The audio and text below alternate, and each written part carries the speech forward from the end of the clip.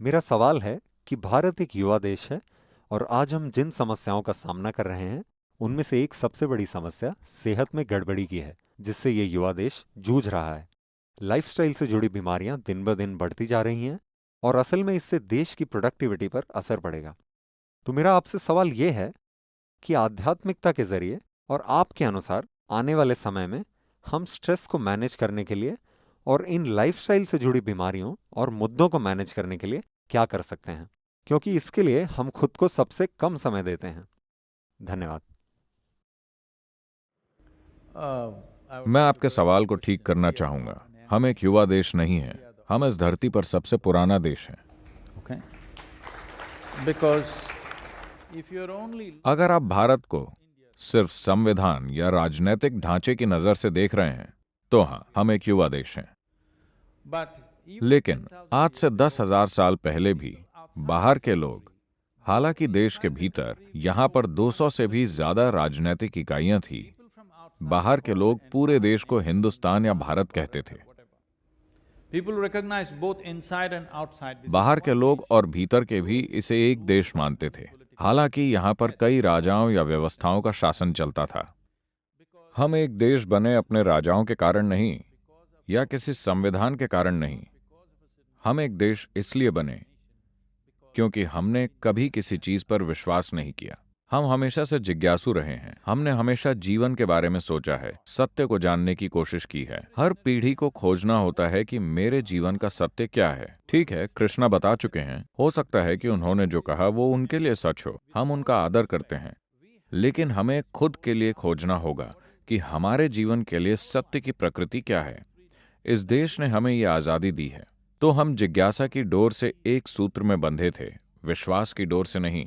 ज्यादातर देश समानता के आधार पर बनते हैं। हमें उस औसत दर्जे का नहीं होना पड़ा कि एक होने के लिए हम सबको एक सा होना होगा। हर कोई अलग हो सकता है। एक ही परिवार में 5 लोग 5 अलग भगवानों की पूजा करते हैं, हमें कोई दिक्कत नहीं होती। तो ये एक अनोखा देश है। इसके इस चरित्र को नष्ट नहीं किया जाना चाहिए कि हर कोई जैसा वो चाहे वैसा हो सकता है और उसके बावजूद हम एक देश हैं। This nation has ये देश सबसे लंबे समय तक बना रहा है क्योंकि इसके भीतर कट्टरता नहीं है। अब हम ठोस सीमाएं बनाने की कोशिश कर रहे हैं। अगर ऐसा हुआ तो ये लंबे समय तक नहीं चलेगा। ये जान लेना बहुत जरूरी है। about सेहत के बारे में हमें हमेशा से पता रहा है कि सेहतमंद कैसे रहना है।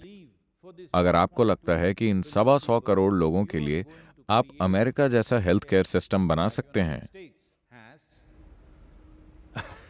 तो आप नहीं जानते कि आप क्या बात कर रहे हैं। आपने इस देश को बिल्कुल नहीं देखा है और न ही आपने अमेरिका को देखा है, न ही आपने अमेरिका में मौजूद सिस्टम को देखा है।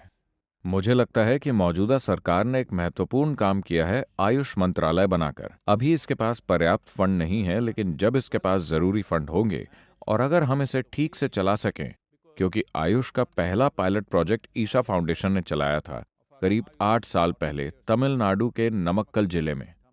इसने उस जिले में बहुत अच्छे नतीजे दिए। इसमें ग्रामीण इलाकों में लोगों को बस ये सिखाया गया था कि कैसे स्वस्थ रहा जाए, और हमने सैकड़ों हर्बल बगीचे लगाए जिनकी मदद से लोगों को सिखाया गया। इन बगीचों को सार्वजनिक जगहों पर लगाया गया ताकि लोग उन जड़ी बूटियों को इस्तेमाल कर सकें रोजमर्रा की बीमारियों के लिए। अगर कोई गंभीर बीमारी होती है तो वो अस्पताल जा सकते हैं। बस 1 या 2 पीढ़ी पहले जब आपकी दादी जिंदा थी, अगर किसी बच्चे को पेट में दर्द होता था तो कोई डॉक्टर के पास नहीं जाता था। बच्चे को हल्का बुखार होने पर कोई डॉक्टर के पास नहीं जाता था। वो जानते थे कि क्या करना है। आजकल हर बात के लिए आप डॉक्टर के पास जाते हैं क्योंकि ये एक इंडस्ट्री बन गई है। ये सेहत का व्यापार नहीं है, दवाइयों का है। okay.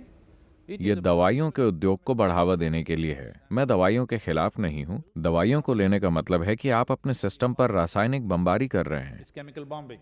जब बीमारी वाकई बड़ी हो और ये जरूरी हो तो हमें करना होगा, लेकिन अगर हम ये हर दिन करते हैं तो आज हम जानते हैं कि हम सिस्टम को किस तरह का नुकसान पहुंचा रहे हैं।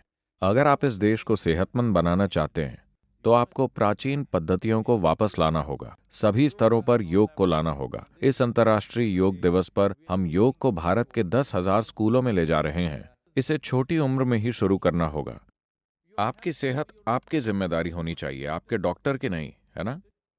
स्वस्थ रहना ये आपका काम है या किसी दूसरे का काम है? क्या ये सरकार का काम है कि वो आपको स्वस्थ रखे? नहीं, ये मेरा काम है कि मैं खुद को स्वस्थ रखूं। मुझे क्या खाना चाहिए, कैसे रहना चाहिए, कैसे बैठना चाहिए, कैसे सांस लेनी चाहिए, खुद के साथ क्या करना चाहिए, ये ऐसी चीजें हैं जिनकी चिंता मुझे करनी होगी।